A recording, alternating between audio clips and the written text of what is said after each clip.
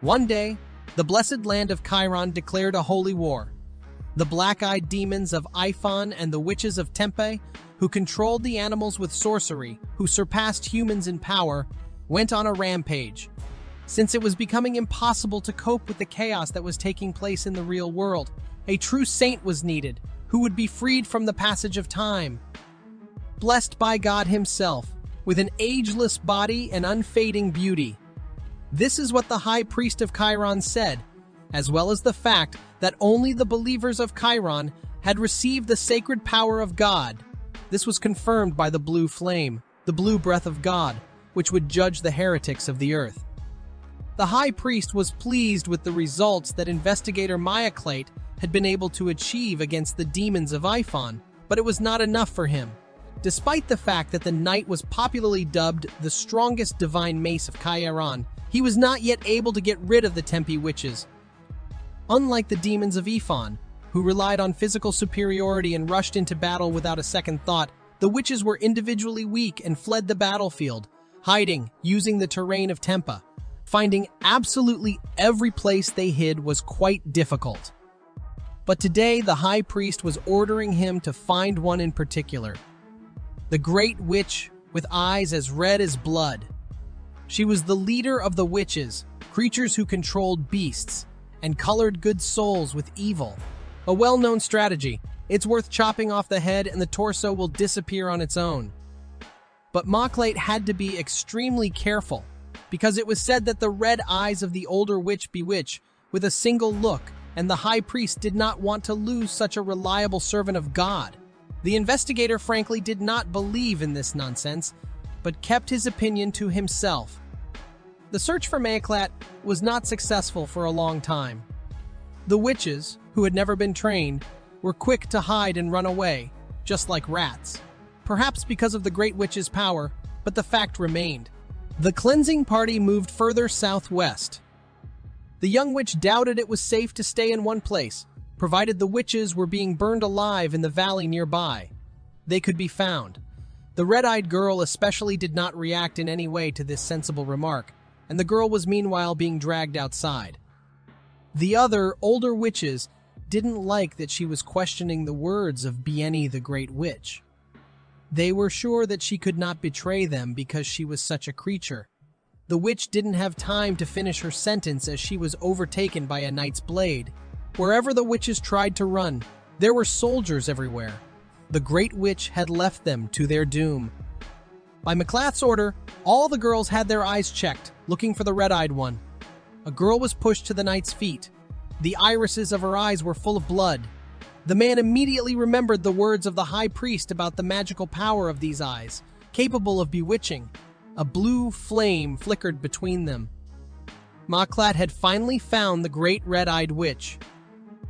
The Great Witch was kept in the walls of the fortress of Rave, near Tempe on the state border of Chiron. There, the girl was blindfolded and tortured in a vain attempt to get some useful information out of her. This was because Manhwa saw something very strange in the ease with which they had caught the famed Great Witch. But the knights could not find anything special in the girl, despite their best efforts. From the temple, however, word came that the high priest's trusted man was to arrive at dawn and transport the captive to the capital. Manhwa, having heard the report, let his subordinate go, but he hesitated for a moment and told him something else. On the day they had caught the Great Witch, she had stood on a hill and laughed gleefully, looking at her burning tribesmen. Later, the red-eyed girl had tried to say something to Manhwa, but she hadn't been able to make any sense out of it. The knight could not understand what she was up to. The next day, early in the morning, there was a commotion among the inhabitants of the fortress. The high priest's confidant appeared at the gate. He was carrying a paper stating that the Great Witch was to be brought to the capital and executed. Dr. Pepin Toth, the high priest's authorized physician, was responsible for the transportation.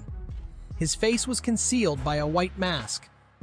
The witch, meanwhile, was led out into the courtyard. There was no blindfold over her eyes because, as the servants explained, Popin wanted to see the red eyes in person. The girl looked around and muttered something.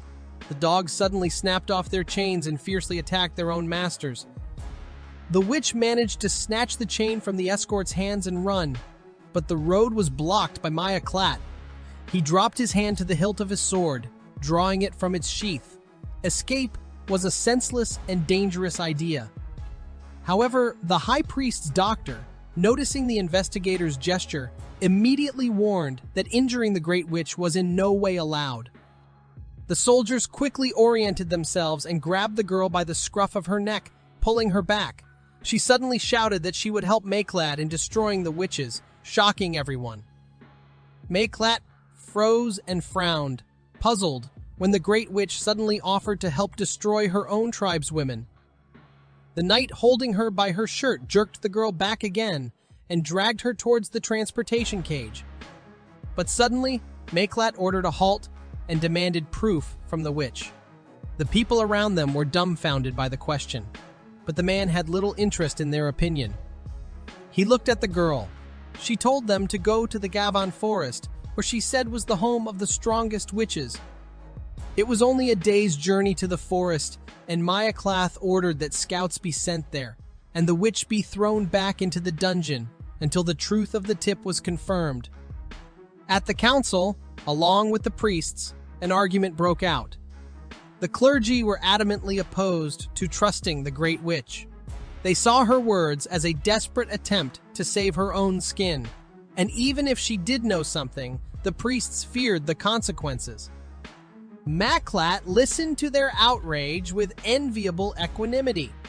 A subordinate approached him and reported that the story told in the fortress was true. Maklat's patience ran out when the priest carelessly suggested that perhaps the investigator had already been affected by the magic of the red-eyed witch. Then the man lowered the witch's severed head wrapped in rags onto the table. The priest fell silent in surprise, but Maklath spoke. It took 3 years to completely destroy the demons of Ifon. The longer the war went on, the more damage was done to the troops in the hinterlands. Maklat was only willing to reverse his decision if the priest had some other idea on how to shorten the war. But if they just didn't like it, he suggested the church representatives go to the battlefield themselves in that case. Of course, Maklat wasn't going to let the witch stay alive forever, just as long as she would be useful. He asked Dr. Pepin to submit a request for a temporary pardon to the high priest to determine the red-eyed girl's usefulness. As conclusive results to the high priest, Mayaklat pledged to burn half of Tempe in 6 months. For 6 months, the Great Witch was kept blindfolded in the dungeon. When it was time to come out, a knight who came in roughly hauled her to her feet, grabbed her by the shoulder, and dragged her out into the hallway. He asked Mayklath where he should take the prisoner, but he decided to do it himself. In the study, the Great Witch was waiting for an interrogation from Maya Clay. He wondered if the witch had any idea why exactly she had been brought to this room. There were only half of the witches in the place she had named last time. Was the red-eyed girl so desperate that she had decided to say so? Or was this a ploy to help the witches? The Great Witch shook her head. If things were as the investigator had suggested, then why would Bieni say anything at all, much less the whereabouts of the other witches? At that, the captive was visibly nervous. A fine tremor was beating her. Maklate ordered the girl to take 5 steps forward. She could not disobey and hesitantly began to walk forward. The investigator stepped away from the table and ripped the blindfold off the witch's eyes. In 6 months, more than half of Tempe will be burned, Maklat was saying, and now a map of Tempe dotted with red crosses flashed behind his back. The Great Witch, not giving herself time to be frightened, walked over to the map and pointed her finger to the next spot. Suddenly, Mayclate called out her name, Bieni. That was the name the witches shouted out while they were being killed. The girl bit her lip. Just recently, before she had told her where the witches were hiding, this man had been indifferent to her plight. So why did he suddenly want to know the captive's name? Therefore, squeezing out her words forcefully, she said that Mr. Investigator didn't need to know the name. By doing so, she did not confirm that the name given was hers, but she did not deny it either. They returned to the case. The next location, was the Valley of Glad. The witches were hiding near the cliff. If they were hiding in the forest, they would go there. Mayaklat questioned those words. It had been a long time since the Great Witch had left her tribe's women behind. If they were smart, would they stick to their old habits? Bieni only said that devil, worshipping people were fools. But Maklat did not relent. What if this time it would not be like in the Gawan forest? Then all the knowledge of the red-eyed girl would be useless. She herself would be useless. The witch jerked violently in an attempt to deny the man's words. She assured him that it was exactly as she said. In her excitement, Bieni didn't even notice that she had stepped on the chain, causing her to run into Maclath. He remained unfazed and, barely catching the girl, roughly pushed her back against the wall. Where did the witch get such confidence in her words? Did she have a way of communicating with tribeswomen while in a prison cell? Maklat needed answers no matter how hard he hunted witches. As long as their leader lived, they would not be exterminated. The girl's heart raced in her chest. The faceless images of all the witches appeared before her eyes. They were calling her by name, pulling their vile hands and telling her that Bieni could never escape them. This brief vision made the girl hastily tell Maklat that if he heeded her words, he could destroy all the witches. And someday the sacred blue flames will also scorch Bieni's body until only ashes remain. But right now, she doesn't want to die. Mayaklath watched the captive's face carefully and nodded. He called a subordinate into the room and told him to take the witch to the room. The girl screamed, asked to wait, to answer where they were taking her. But eventually the captive was dragged by force through the corridors again, and pushed into the room. There, the high priest's doctor, who had finally removed his mask, was already waiting for the Great Witch. Bieni was pushed into the room with the doctor. She clearly hadn't expected to see this man here, but the man acted at ease, as if nothing unusual was going on. He had been treating the witch for 6 months now, but judging by her reaction, it was a very ambiguous treatment. And it was strange that he didn't just come to the girl's prison as usual. The doctor said that Mr. Investigator had reported the witch's injured leg, so he wanted to start the treatment first. Bieni was clearly not happy about this, but there was no choice. She obediently walked over and lifted the hem of her shirt, revealing the wound. The man examined the damaged area. Because of the blood and pus, the affected area was poorly visible and under the pretext of washing the wound. The doctor pushed the captive into a barrel of water. Then Pepin roughly pulled the girl's leg out and promised to heal the witch's wounds properly. It sounded ominous, with the words that pain was necessary in the name of healing. The doctor pressed a finger into the wound. Sparks sprang from Bieni's eyes and she screamed. The man paid no attention to these screams and continued talking about how, fearing the magic of the Great Witch, the guards in the prison periodically changed each other, and each time they were annoyed that they couldn't touch her. The doctor blamed the girl herself for this. He squeezed the witch's injured thigh extremely unkindly, running his palm upwards, all the way to the edge of her shirt. Bieni screamed again and kicked her tormentor in the shoulder with her foot. He stiffened and then laughed wildly. He was definitely bewitched by the witch's red eyes. Pim began to lean over her. The captive couldn't help but think that this was all punishment from Maikloth for only half the witches in the place she'd told Stein about last time. Or she was going to be abandoned, thinking she was no longer useful. Diana urgently needed to get out, and she jerked toward the doctor's suitcase, eager to grab some of the tools from there.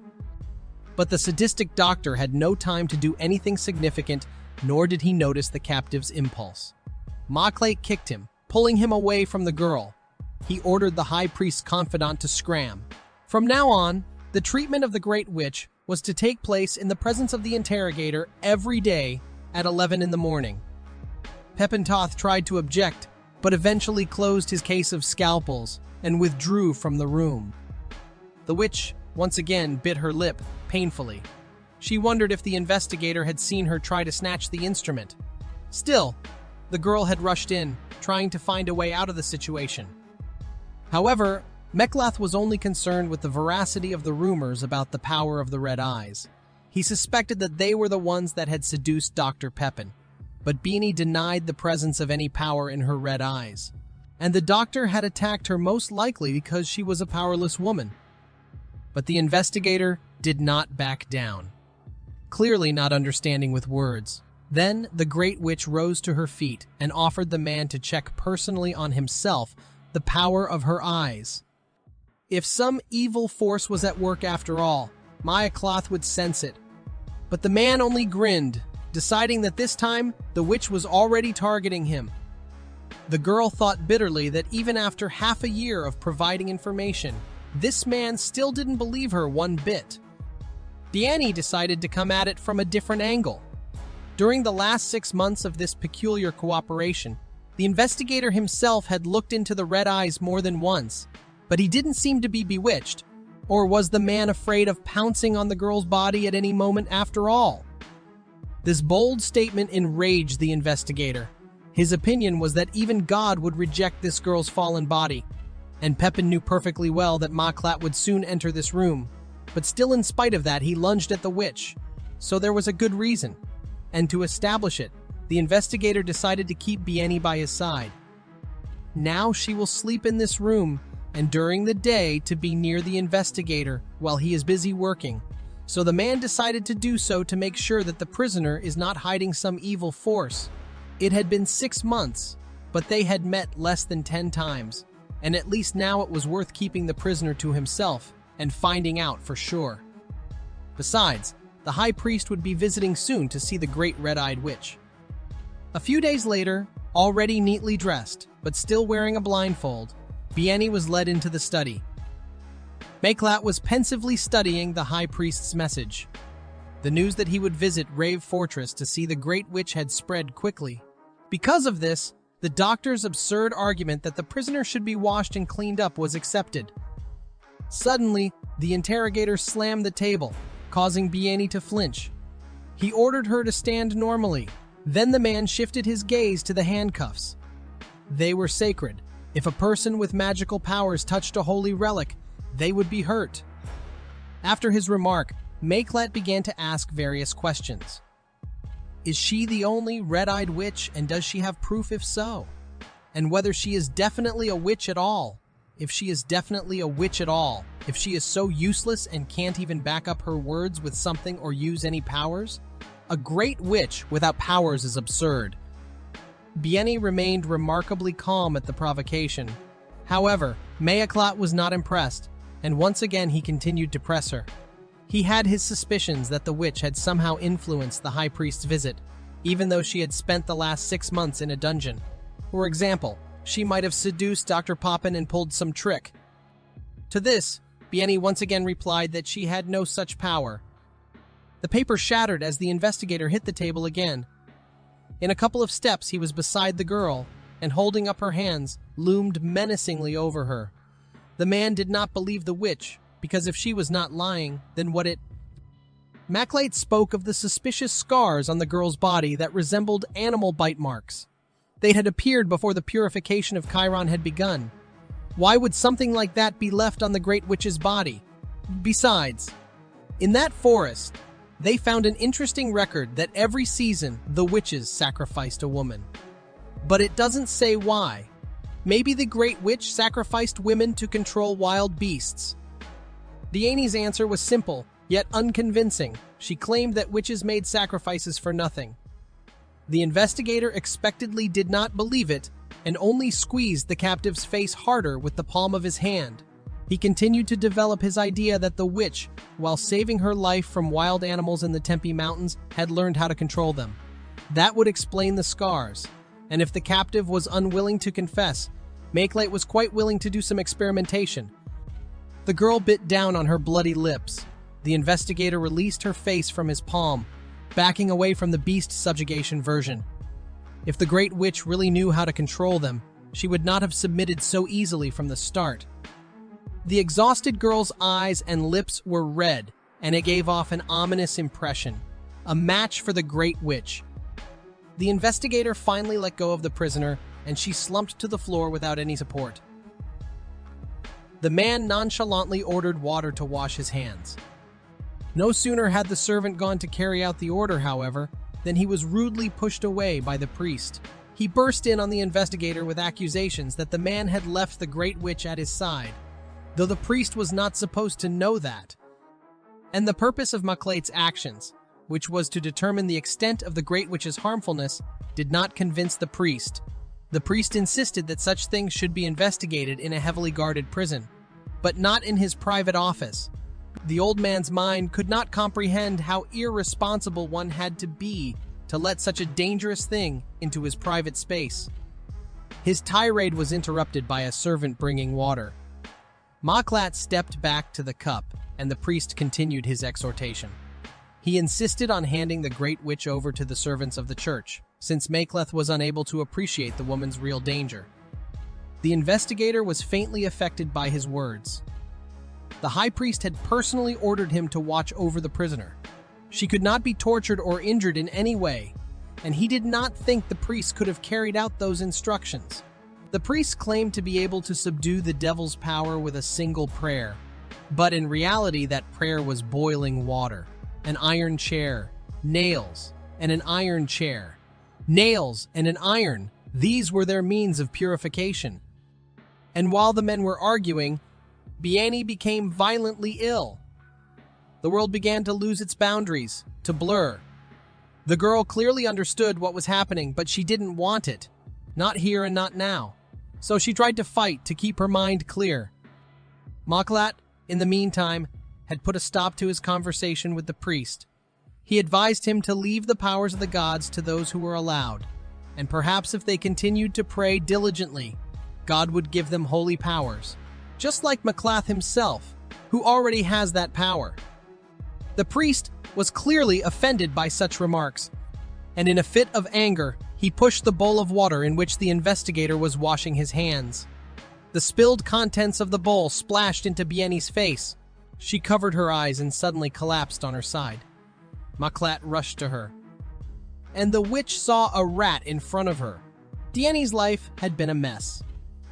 Looking back now, the girl realized that this was the case with both her own mother and her mother's mother.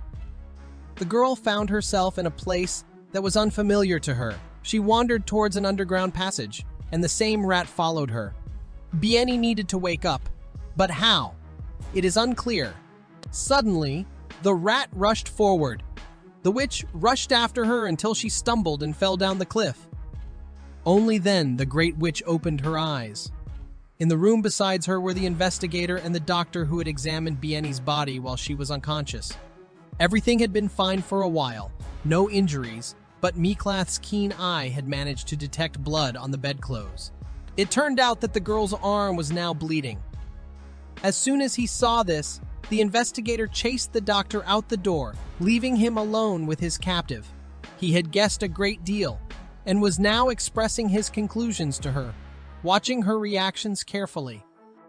If Biani's own words were to be believed, the finger had been bitten by a rat in the cell, and now the crust of the wound had been accidentally peeled off.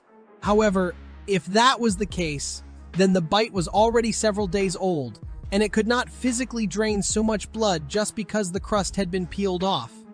It turned out that what the witches did to the women meant not only sacrifices, animals were fed blood to control them. Biani, however, was this very woman that the witches offered at every feast. The captive was amazed at how quickly this man had guessed everything, and she had managed to avoid being caught and arousing suspicion in the last 6 months. But now she had to tell everything honestly and in detail, because Maclate would not tolerate lies. This he had clearly demonstrated by blowing up the lamp with sacred power. Stammering, Biani began to explain that the blood did not give control. It was a kind of one-sided obsession. Obsession was an ability that made it possible to briefly utilize the sensations of a blood-fed animal.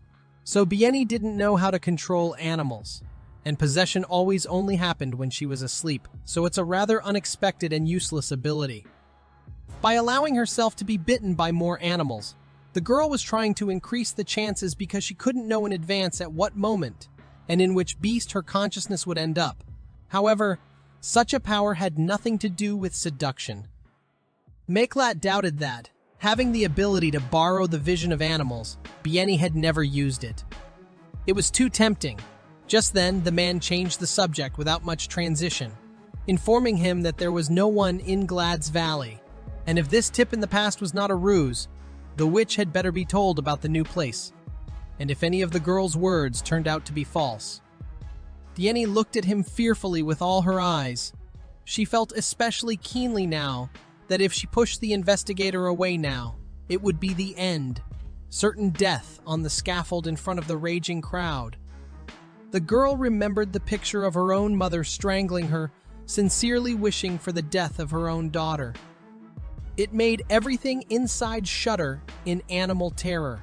No matter how messy Bieni's life was, she didn't want to die. Not at all. Not at all. Not ever. Anything but death. When Bieni was just a child and entered the cave where the woman was being held, the woman suddenly rushed at her and began to strangle her. She mumbled the word die in a frantic manner. The only thing that saved the child was that the other witches pulled the mother aside. The girl herself was taken outside and the mother's terrifying cry of "You must die" was heard in her back. The witch who dragged Bieni outside forbade her to enter the cave without permission.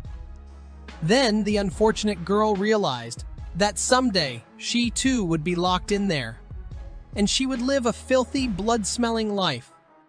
But even if Bieni's life was dirty, she wanted to accept death in the form she wanted. So she told the investigator the next location was Dyron Hill. A devil-worshipping family was located there. The girl could only hope that someone was still hiding there. Mayklat watched the frankly worried witch closely. Without taking his eyes off her, he gave the guard orders to the sergeant to capture and dry all the rats living in the dungeon. A rich carriage belonging to the high priest was traveling along the road. In 10 days, he should have already arrived at Rave Fortress. The carriage was suddenly blocked by the villagers asking for his blessing on their knees. It was unclear how they knew, since the trip had been kept secret, but there was nothing to be done. The high priest was determined to go out to them, even if the delay would delay the journey to the fortress for another week. He could not turn his back on those who needed God, could he? Even though in public, the high priest appeared to be a very mild man with the brightest thoughts. Away from the eyes of others, he looked extremely unhappy with the whole situation. It had been a week since Maklath had gone on his campaign against the witches.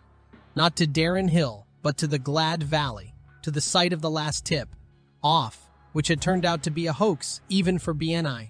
But the investigator apparently decided to check again. Suddenly, Dr. Poppin entered the room. He had no right to be here, if only because Mayklat had forbidden to enter this room until the end of the military campaign. But the doctor didn't care much about that, for this time he had the support of a taller man. Poppin freed the prisoner's legs from the shackles and announced that they were going for a walk. It was a long walk across a dry field. When they stopped, Bieni saw that the doctor had led her to the edge of a pit, half filled with corpses. Bieni didn't understand why the doctor had brought her to the edge of a pit filled with witches' corpses. Despite Pepin's suspicions, the girl did not think about running away, because it was useless in an empty field anyway. The girl was much more concerned about why there were so many corpses in the pit. Most likely, all the witches would be executed immediately after discovery. One informant is enough for them. There is no need for prisoners. And the girl did not even think about it. Suddenly, the doctor doused the confused Bieni with water with a mixture of medicines that attracted hungry beasts from all around. Around the perimeter, he stationed archers in case of an emergency. The doctor wanted to see how the beasts would react to the Great Witch's fresh blood, and now he'd finally been given permission to do it. He did not specify by whom. Bieni immediately remembered the conversation with Mayaklath. Had he really decided to do his experiment on her after all? The girl broke from her seat and ran. Of course, no animal in this world would do her any significant harm. The animals were just thirsty for the witch's blood, and once they tasted it, they would give up their aggression. She only ran away from them because the prisoner was frightened by the terrible fate of the Great Witch, and the fact that it was being repeated here. As soon as Maklath is convinced of the existence of the power through experimentation, she will try to kill Bieni immediately. In that case, the Great Witch will also be burned at the stake. The beasts finally caught up with the fugitive just as she stumbled and stretched out on the ground. The sharp fangs of the first wolf dug deep into her forearm, causing terrible pain. The second beast was about to attack as well. Bieni had time to think that this was how it would end. Even her death would be this messy. But the second wolf was scorched by blue divine flames. Standing up in defense of the captive was the suddenly appeared in the wasteland, Mayklat. The investigator had questions for the doctor. He had definitely ordered the Great Witch to be locked up. So what was the significance of Poppin's antics? While the beast burned in blue flames, Mayklat waited for the doctor to explain. Poppin had operated on the fact that to test the witch's unholy powers in advance was a direct order from the high priest, whose visit was somewhat delayed. The doctor even had a letter with the order which he had given to the investigator. Mayklat ran his eyes over it.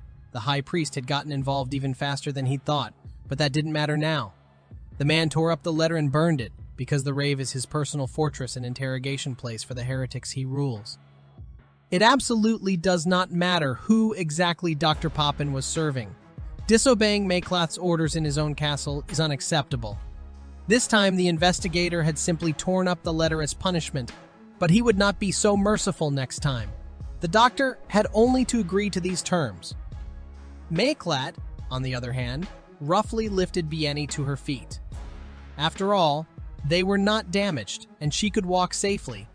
So the three of them turned to the fortress, while the wolf who had tasted Bieni's blood roared at them from the thicket. In the evening, the captive was dragged into a room that was unfamiliar to Bieni. There were some papers lying on the floor, which the girl even tried to pick up. At first, it seemed to Bieni that there was no one in the room, but Mayklat quickly revealed his presence. He ordered the witch to come over to him, and the first thing he noticed was the blood seeping through the bandages. Most likely, the bite had bled again due to the chains sometimes being pulled too tight and putting pressure on the unhealed wounds. Mayklat was surprised she was still alive at all, with this frequency of bleeding. The man then demanded an explanation of the appearance of the animal that drank the witch's blood. Bieni hastily explained.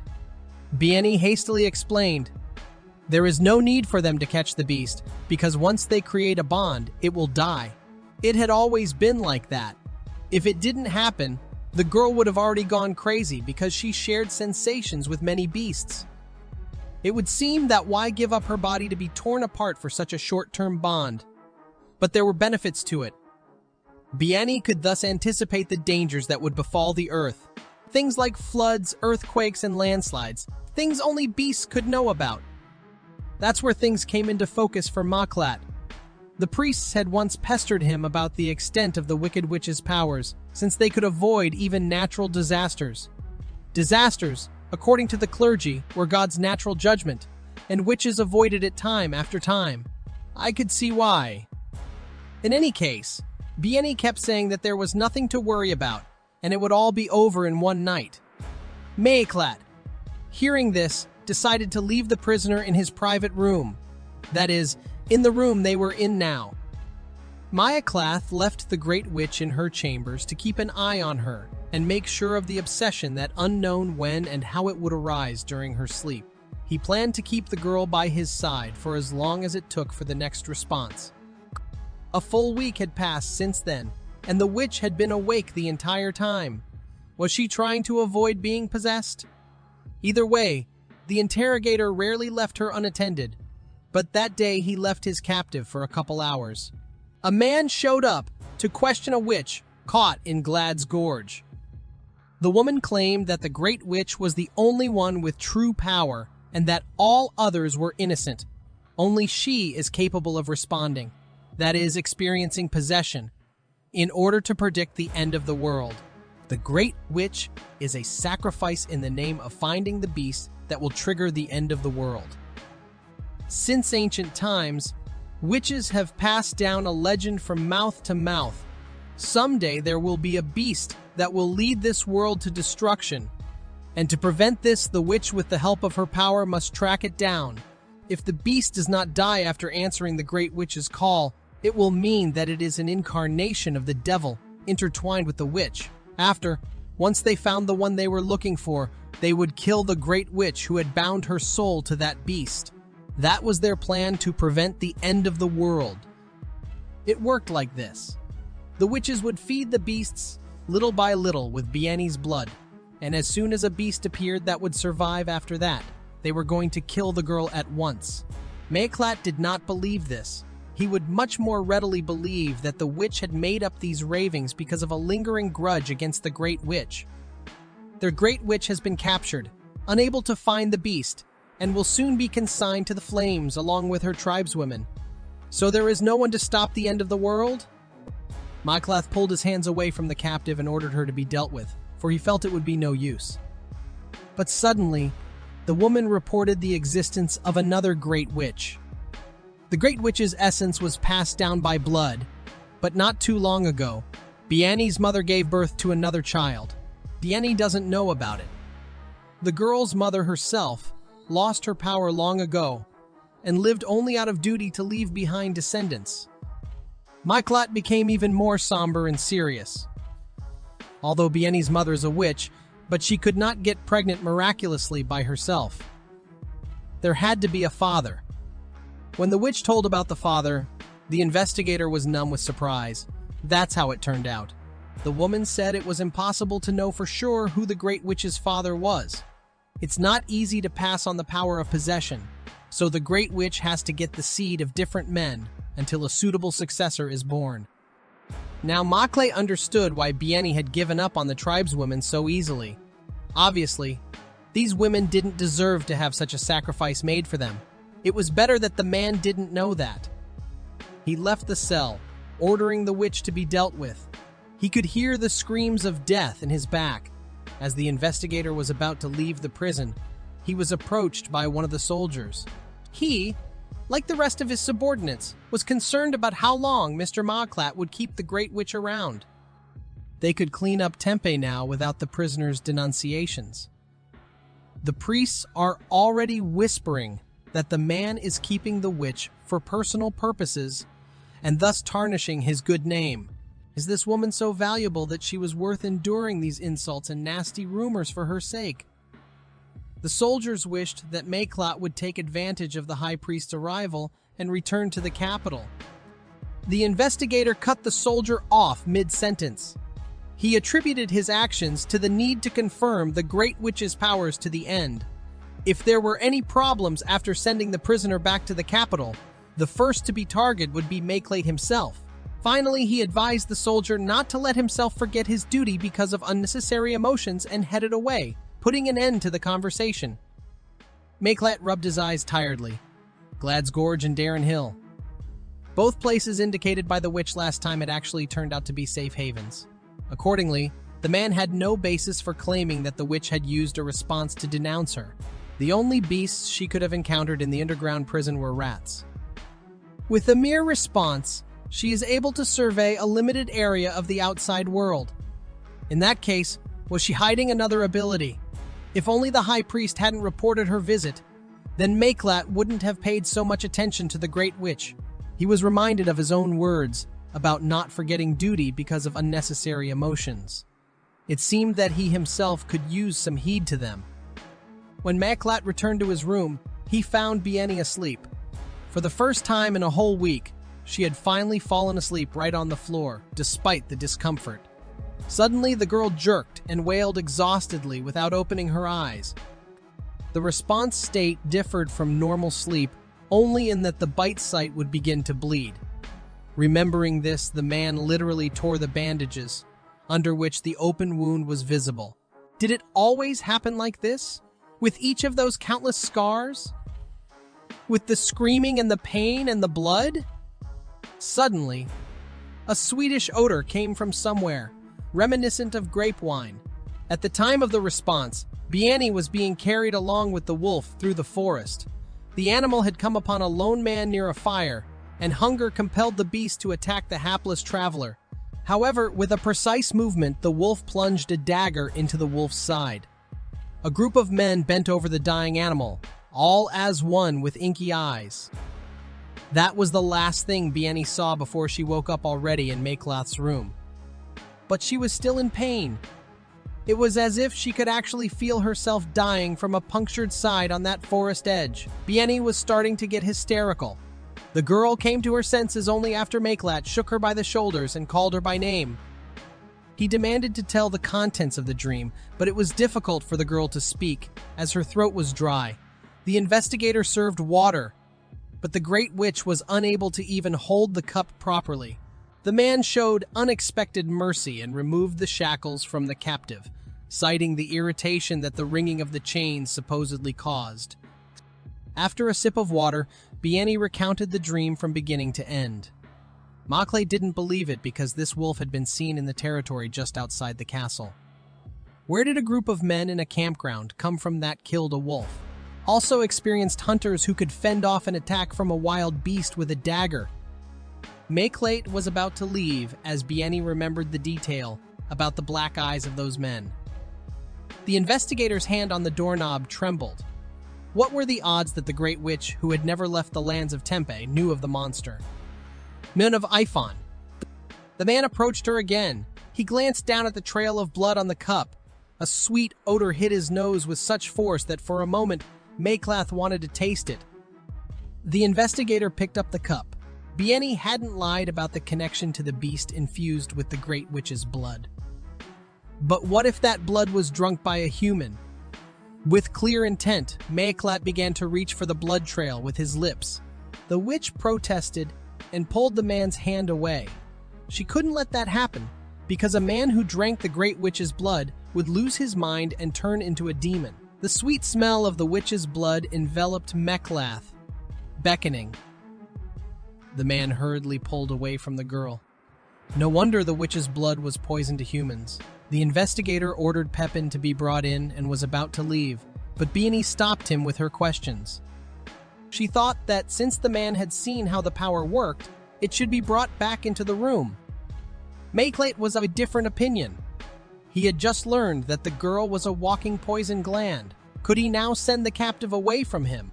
Such a one should have been kept away from the rest of the humans. With desperate incomprehension, the witch thought that Maklat, among others, should be kept away, but she couldn't say it aloud. Then she remembered the handcuffs, but the man had no intention of putting them on his captive, a kind of reward for obedience. But thinking about silly things just because she was uncuffed was still not allowed, and it was better to just enjoy the chance. Bieni was very surprised. She remembered how other people had treated her. To put it mildly, not very kindly. And it turned out that Maklat always looked at her as trash. Yet he was the one who treated the girl most humanly. The man left the room clearly in a bad mood because Dr. Papin, who came in, sensed his murderous aura. But even Bieni didn't know what had caused such a violent reaction. It was reported to Maklat that footprints had been discovered in the area behind the castle. Someone had set up camp and left in a hurry. Dogs were sent in pursuit. Maklat decided to go and check it out personally. The soldier left, and the man was left alone with his thoughts. The witch's words that Maklat had treated her most humanly stuck in his mind, followed by the high priest's stern voice ordering him not to allow himself to be questioned, to be cold-blooded. Never forget duty, for Maklat is a servant of God. The man is overflowing with divine power, but its manifestation without intermediaries affects the mind. It can be extremely unstable, so control is needed. The control that in Maklat was nurtured by the lashes of the high priest. The investigator dealt with the demons himself, and standing among the dead bodies, it occurred to him for the first time how nauseating the smell of blood was. The high priest arrived at the fortress, and the Great Witch was brought before him. The Great Witch was confused in front of such an important man. The priest standing next to her forcibly tilted her head, as if she were a doll, so that she would show respect to the high priest. But the priest said that there was no need to be so zealous, for the Lord is merciful to all who repent. The high priest reached out to touch the Great Witch, but Maklat intercepted his hand. There were whispers about the man's inappropriate behavior. Nor was the high priest himself pleased. He was going to take a good look at the prisoner and talk to her face to face. So the high priest ordered the room to be cleared and the table to be set. Mayklat tried to impose his company, but his eagerness was not appreciated.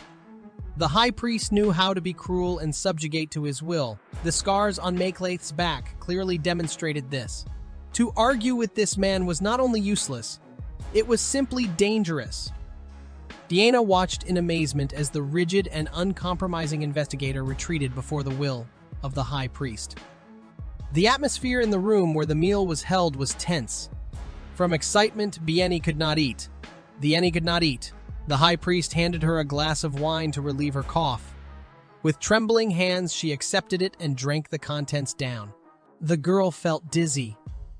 Now the high priest waited for her to answer his questions in good faith. He inquired about the healing of the bite from the wolf's mouth, though he assumed the witch was used to such a thing by now, for when she had first arrived at the fortress, she had had so many animal bites on her body. Bieni didn't know how honest one could be with the high priest. She understood that Dr. Pepin had written reports while examining the captive, but his research was one thing. But how much of the response information Mayklat was revealing to the high priest in the reports was what really mattered. Worried, Bieni decided to discount the bites as signs of devil worship. However, such a response only disappointed the high priest. He was aware of the bloodline that bound the great witch to animals. And furthermore, he didn't care who gave the girl this power, the devil or someone else. In Bieni's mind, at one glance at the high priest, the words that since ancient times, luxurious things were considered to be impregnated with poison surfaced, and the devil tempts man with beauty. The high priest made the great witch an unexpected offer. She should kneel before him and serve her power to him personally. Then all torments would end. The man even promised to stop the witch hunt in such a case. Bieni only had to agree and use her power at the high priest's command. Who would have thought that this terrible and frightening proposal, which even the great witch didn't want to think about, would be made not by someone else, but by the high priest himself? Indeed, the situation was worse than ever. After his conversation with the great witch, Mayklat burst in on the high priest, despite the efforts of all the church officials to stop him. The hard-headed investigator needed to know exactly what the high priest and the witch had been talking about. The man noted Mayklat's shrewdness. The high priest found the great witch not only sweet and beautiful, but also very useful. In his opinion, that was why the investigator himself was not going to hand over the great witch. Mayklat insisted that they still needed to denounce the asylums. There was nothing in his actions but a desire to keep the high priest safe from a creature that needed to be extremely careful with. So he said. The high priest hummed. He concluded that Mayklat had been bewitched. Those words shocked the investigator. The man was confident in his open-mindedness toward the captive. What he did not understand was the high priest's strange interest in the devil's power. A very curious answer awaited him. The high priest did not regard God as an absolute virtue. How could God be exceptionally merciful if the devil was also a son of God? Mayklat decided to tell about another descendant of the great witch. If the high priest needed that power so badly, he had, of course, intended to keep this information secret until he could verify the veracity, but the situation was compelling. Now the investigator would have to immediately send men out on a search to deliver the child to the high priest. The head of the clergy was satisfied with this state of affairs, and the next time they should talk would be after the descendant had been found. Mayklat bowed and strode away. The high priest turned away and remarked casually, given the interest in the same thing, "You can't fool the blood." Mayklat, not in the best of spirits, entered the private room. Bieni was sitting by the fireplace, though she could have taken a seat on the sofa. This slightly annoyed the man, but he restrained himself from remarking. Besides, Bieni had suddenly spoken first. She sincerely hoped that Mayklat would not end the witch hunt and exterminate all of them in Tempe, without a trace. He had to wipe out absolutely every descendant of the great witch, down to the last one. This worried her so much that she bit her lips again and gnawed her fingers in anxiety. The investigator heard the tantalizing scent of blood again. The man lambasted Bieni, ordering her not to mix dirty personal interests with God's calling. But the irony was that from the beginning, personal interests had been the reason for the girl's denunciations. Biany feared that now even they were no longer needed by the Inquisition. Maklat denied the needlessness of denunciations, although in this he was frankly sly. The investigator was not going to let the witch off the hook. Whatever words the high priest had spoken to her, it was not worth getting her hopes up. He ordered her to stretch out her leg to put on the shackles. Shackles without handcuffs. Biany considered a good sign. In her eyes, Maklat was a gentleman of unshakable piety. But suddenly she was plopped down on the unconscious man's chest. Biany slumped unconsciously against the man's chest, and he smelled the odor of alcohol. It was worth a guess, for the high priest always suppresses his opponent in this way. Maklat shifted the girl's body onto the sofa and gritted his teeth in impotent anger at himself. He had spent only a couple of days languishing, and now he was drooling at the sight of red, just like a trained animal. Could it be that Pepin had smelled that sweet-smelling odor too, and that was why he'd been awakened to unbridled lust? Better to be able to deal with it as soon as possible. The next day, Biany was to name the place again. She looked suspiciously long at the map dotted with crosses, as if she had no one to denounce. However, the problem was different. All the remaining shelters were located a considerable distance away from the Rave Fortress. The greater the distance, the longer Maklat would be gone. During that time, the high priest could try to do something to the Great Witch. Nevertheless, there were no alternatives in store, and the girl pointed to the next place, the Ain Gorge. Dr. Pepin then entered the room, having come with a message from the high priest. The head of the clergy hoped that the investigator would fulfill the arrangement as soon as possible. Maklat's cheeks flared with anger. The arrangement obviously meant searching for another descendant of the Great Witch that Biany knew nothing about. Therefore, the girl did not understand why the man was angry. Maklat had wheedled out an order to tell the high priest that he would depart within 3 days. But the unpleasant surprises from Doctor did not end there. He asked to take a walk with the Great Witch outside, as she was clearly lacking sunlight indoors. And the high priest is worried about the prisoner. In short, as soon as the high priest arrived, Pepin immediately fluffed his feathers. But the investigator had no specific reason not to let the Great Witch go for a walk with the doctor. He let them go, but on the condition that he would have a soldier accompany them. Biany rejoiced at the possibility of not being alone with the doctor. She rejoiced early. Pepin, as soon as they were out, tried to lead her away from the fortress. The soldier tried to stop the man, for Mr. Maklat had forbidden to leave the walls of the fortress, but the gate opened. The doctor, pulling the girl by the chain, rushed to the exit, and the soldier could not keep up with them. Pepin led the Great Witch to the part of the fortress where the corpses of the executed hung. Among them was the woman who had been constantly near Biany's mother. The doctor warned that if she did not interest the high priest, she would eventually end up just like all those corpses. He strongly advised not to rack one's brains and meekly bow down, an unenviable choice anyway. But why was the witch hung on the wall when they were usually executed immediately by burning in the blue flames? Not taken to the fortress. The doctor shrugged his shoulders. It wasn't long before a witch was arrested alive for the first time in a long time. And Pepin was going to tell the girl something interesting. Maklat had been told that the doctor and the Great Witch had gone outside the fortress. Worse versions of what they were doing came to mind. For example, Biany might have been sharing blood with the beasts again, or with Dr. Pepin in general. The girl answered honestly. She had seen corpses hanging from the castle wall. In particular, the witch that the investigator had recently arrested and then strung up. Pepin had said she had begged for her life, promising to take the place of the informer instead of the Great Witch. And Biany was truly grateful that Maklat had chosen her over that witch. The girl had not been told what the woman wanted to report, but if it wasn't Biany hanging on the fortress wall now, then the information wasn't that valuable. Somehow, it was hard for Maklat to look at the captive and hear her say that. On impulse, the man ripped the collar off.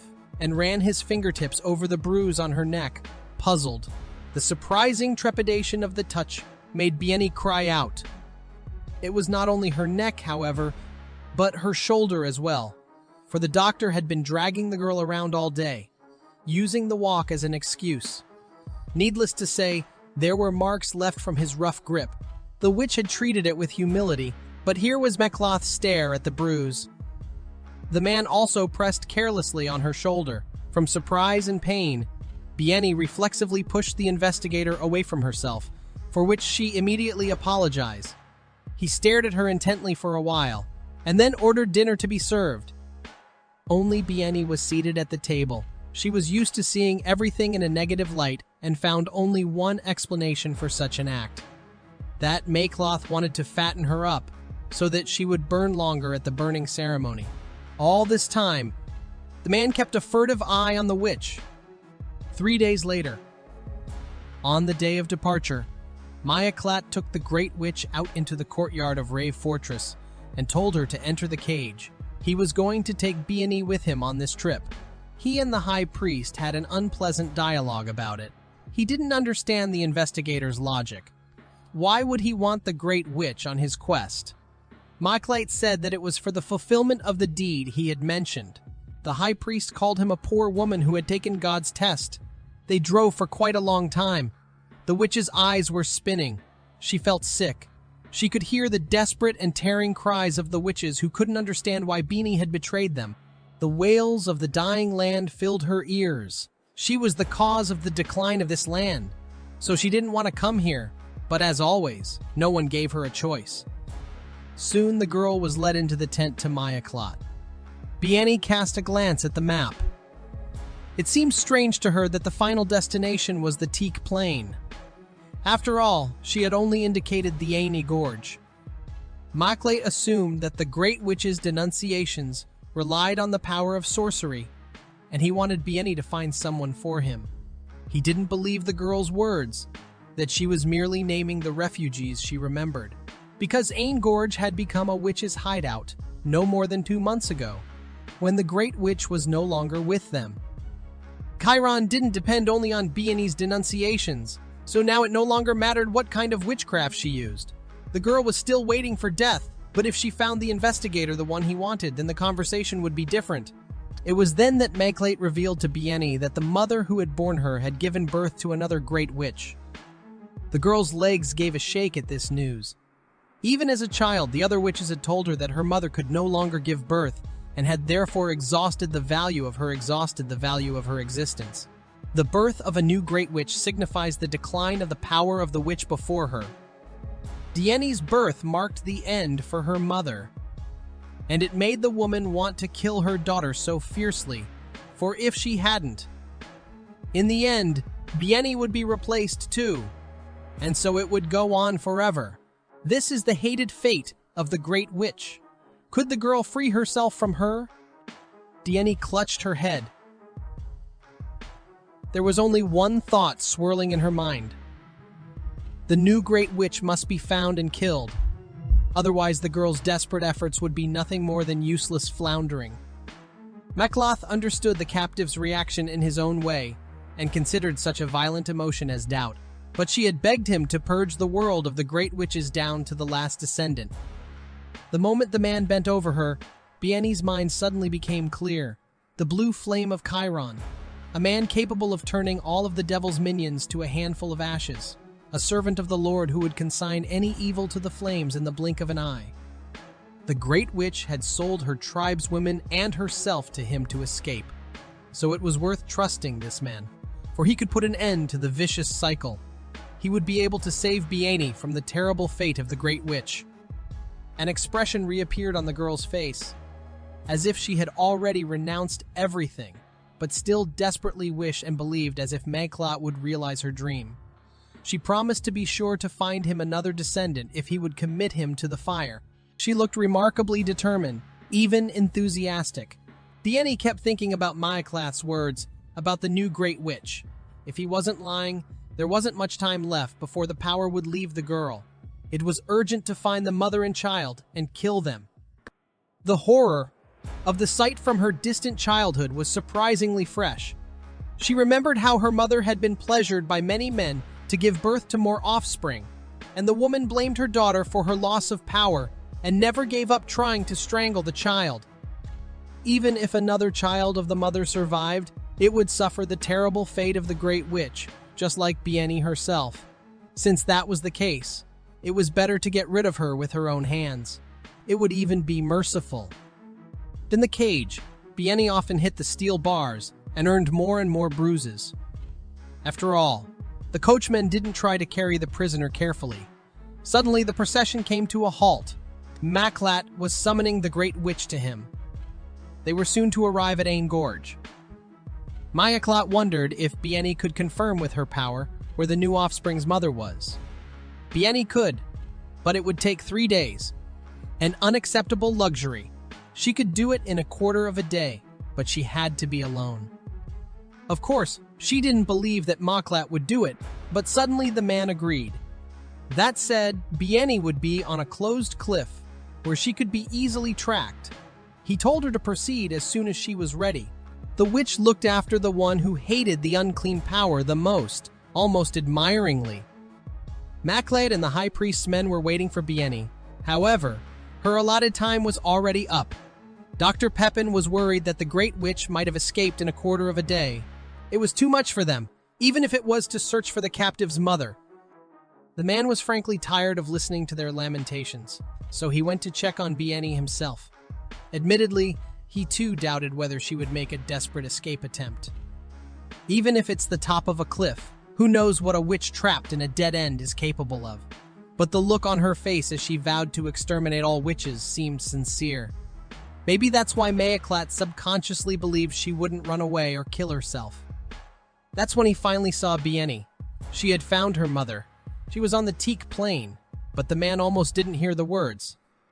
He thought he had gone mad because this red-eyed great witch suddenly appeared to him as a deity. She seemed so holy that for a moment Mayklath wished he could be trampled by her. How disgusting and immoral is that? Blue fire scorched the witches, burning the heretics alive. Desperate screams, moans, and pleas for help could be heard. Bieni bit her lip as she watched the process of the hunt. Dr. Pepin, who had brought the captive to this hill, seemed to mock her, asking about the sensations of the sight. He wondered whether the fiery inferno, to which she had contributed a great deal, touched the girl at all. His gaze fell on her bitten lower lip. He grabbed the witch's chin, looking closely at the blood. Under the pretext that Mr. Mayklatt had been overreacting to Bieni's wounds lately, Papin began to wipe away the blood with a handkerchief. Bringing his face closer, he silently regretted that he hadn't had as much fun with her in the underground prison while he had the chance. And now the witch's wounds were so hard to see. The doctor thought that it was also difficult for the prisoner to get used to this sudden peace. And that's why she kept biting her lips, because it's calmer when there's at least one wound of some kind. Bieni suddenly repulsed Pepin's hand with her handkerchief. The man, infuriated by the impertinent prank, grabbed her by the hair and reminded her of the position she was in. A captive who should obediently crawl to her feet when addressed with a smile and think hard about who now actually held the thread of her life. The doctor straightened his hand, tugging at her hair. The girl hovered over the cliff, just a little more, and she would have fallen down to where the blue fire blazed. It was worth it for the man to unclench his fingers. Suddenly, however, the blue fire appeared very near, and Papin recoiled from the witch. Below, Mayaklat was looking down at them with a frown. The doctor, realizing the foulness of the situation, hurried to lead Bieni away, back to the cage. There, the witch thought long and hard about what had happened. It was unlikely that Mayaklat could see from this distance that it was her. But then again, the man had used the sacred fire to protect her last time. Bieni's thoughts were interrupted by the investigator who appeared for her personally. He led the witch behind him into the tent. The girl was lost in speculation as to why the man had returned so early. Suddenly, Mayaklat said that Dr. Papin would return to the castle before them. The man felt that Bieni was too dependent on the man. and things looked like they had a very close relationship. Close enough that the doctor was kindly wiping the blood from the Great Witch's lips with his handkerchief. Once again, Bieni insisted that she had not seduced the doctor, and he had not drunk the Great Witch's blood at all. Anyone who drank Bieni's blood would turn into a demon. It was impossible not to notice. Meklet needed either proof or an excuse to try this poison. Completely unexpectedly for the girl, the investigator took her face in the palms of his hands and kissed her, licking the protruding red drops from her lips.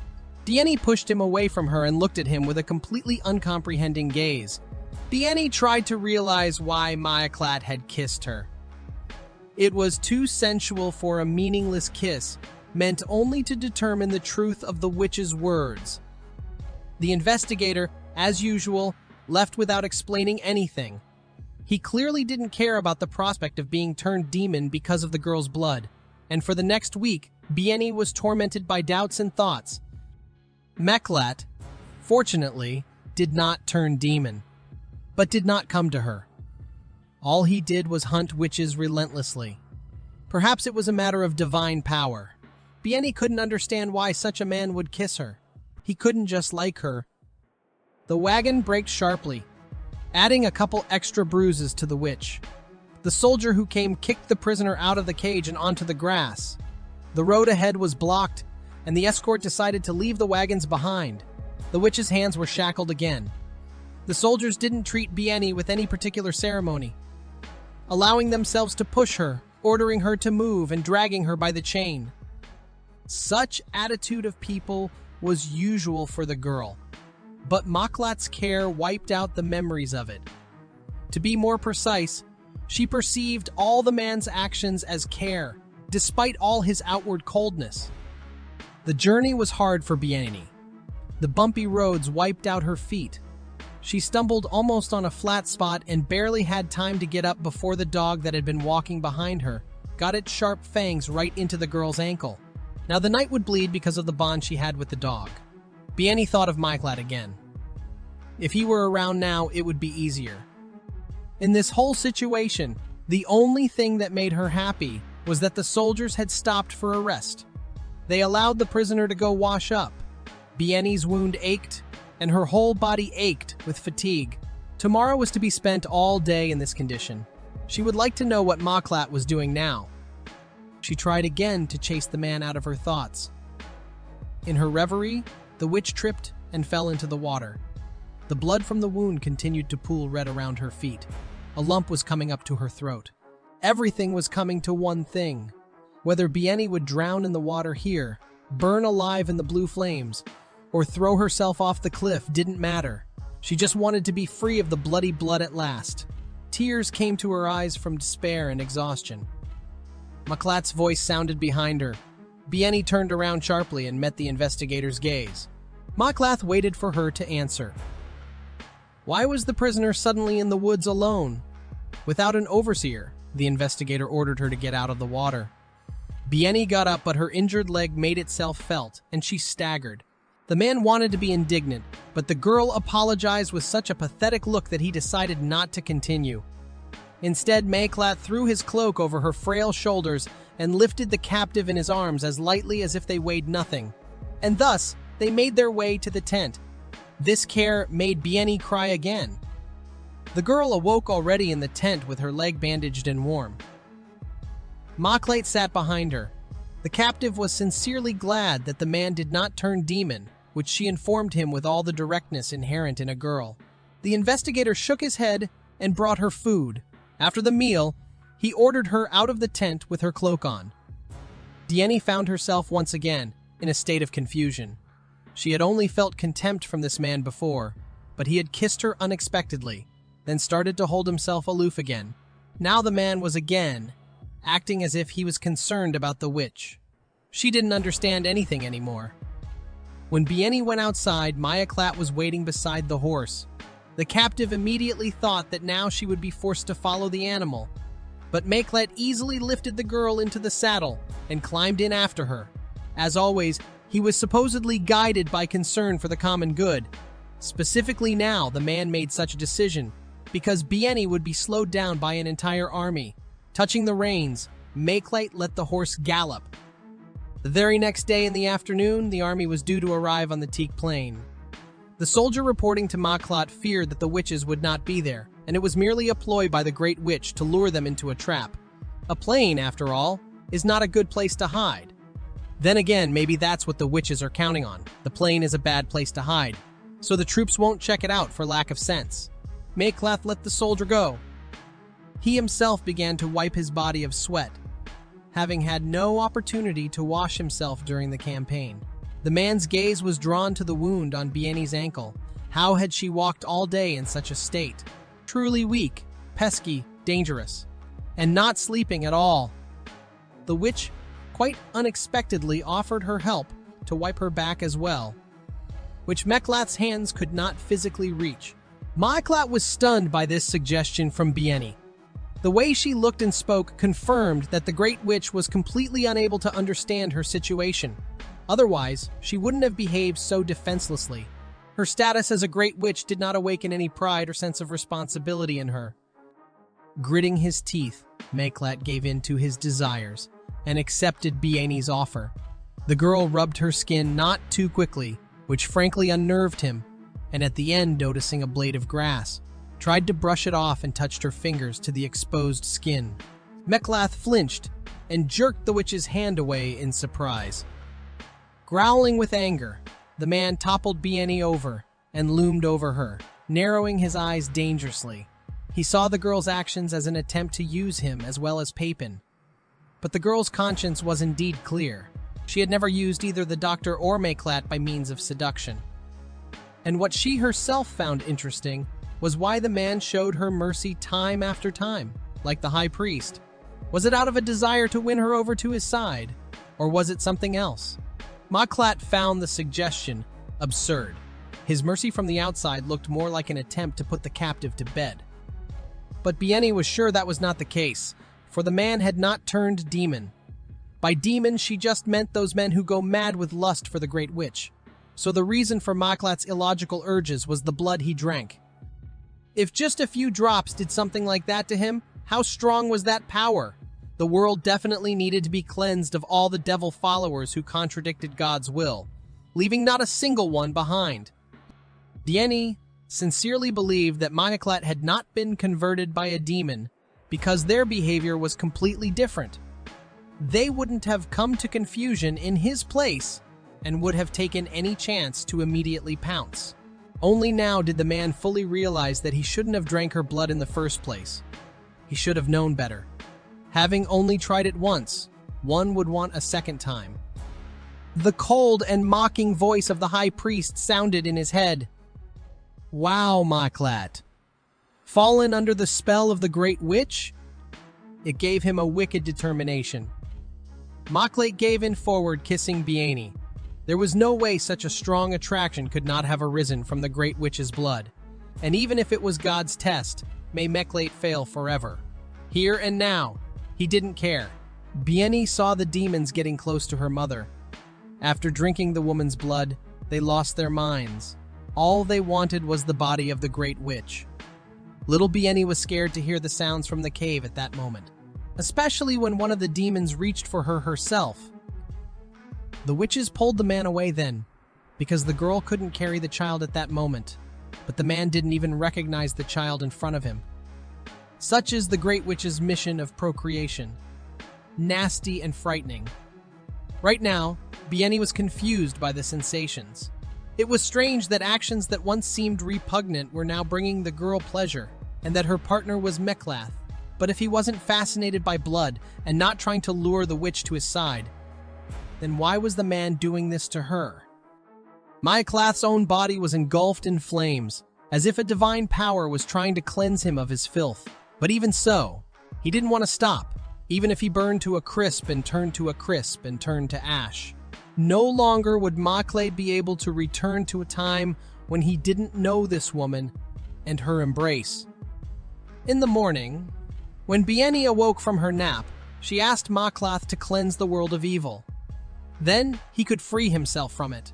She wanted the man to use his god, given power to consign the filth to the fire. She wanted him to be steadfast and know no mercy, just as he had been before. The witch counted herself among the foulness, too. It seemed to Bieni that it would not be difficult for Maklath to kill her. The man replied that the flames would envelop the Tempe territory regardless of what Bieni or himself thought. It was obviously the answer the girl had been waiting for.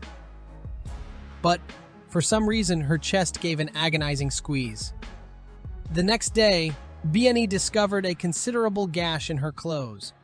Maaklet came in and told her to put on the black shirt he had brought. The girl obediently dressed and asked permission to accompany the investigator on the witch hunt, and it wasn't about the soldiers who could do anything.